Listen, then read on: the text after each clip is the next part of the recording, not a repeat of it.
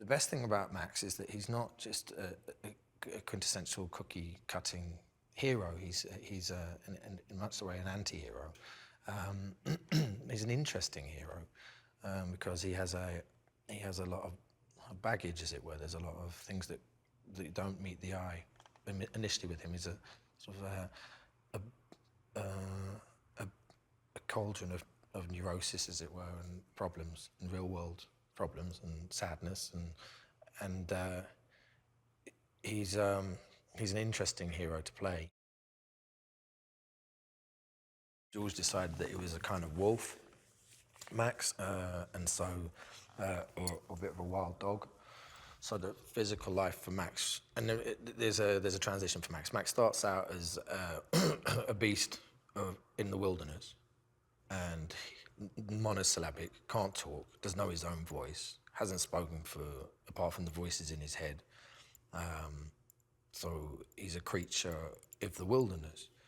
And then as he moves, as he's chased down, he's feral. He then, on escaping his situation and meeting Furiosa, he becomes more and more syllabic, slowly, finds his voice.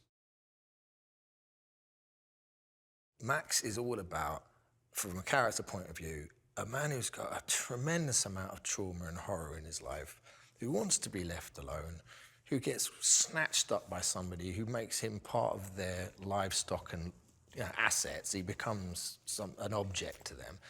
And all he wants to do is go home, but he doesn't have a home, and he's going mad. And so he's got to get away, and in getting away, people want him back, and he just wants to get further and further and further away to get home, wherever home is. It's not here, because wherever he touches turns to death and sadness and just misery. So in meeting the girls and meeting Furiosa, it can't end well. Nothing's good and everything hurts out there. And that's what Furiosa says to them. Everything is painful, everything hurts out here. And that's what, they're very similar characters. And of course they meet, and of course there's a relationship, an unspoken understanding and a recognition.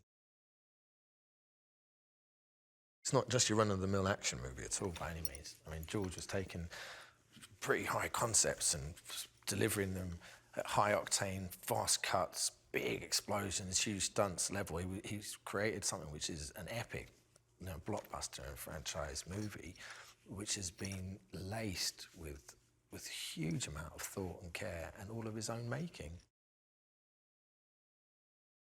What's fantastic about this, and let's not forget that the story is everything, but it's a very small and essential part of what is one of the most dynamic visual spectaculars I've ever seen. And that's also what we knew going in, was that this wasn't going to be a run-of-the-mill big movie. It's just going to be rock and roll. And it was going to reinvent the wheel for the action movie in many ways, because I think George kind of gave birth to the road movie.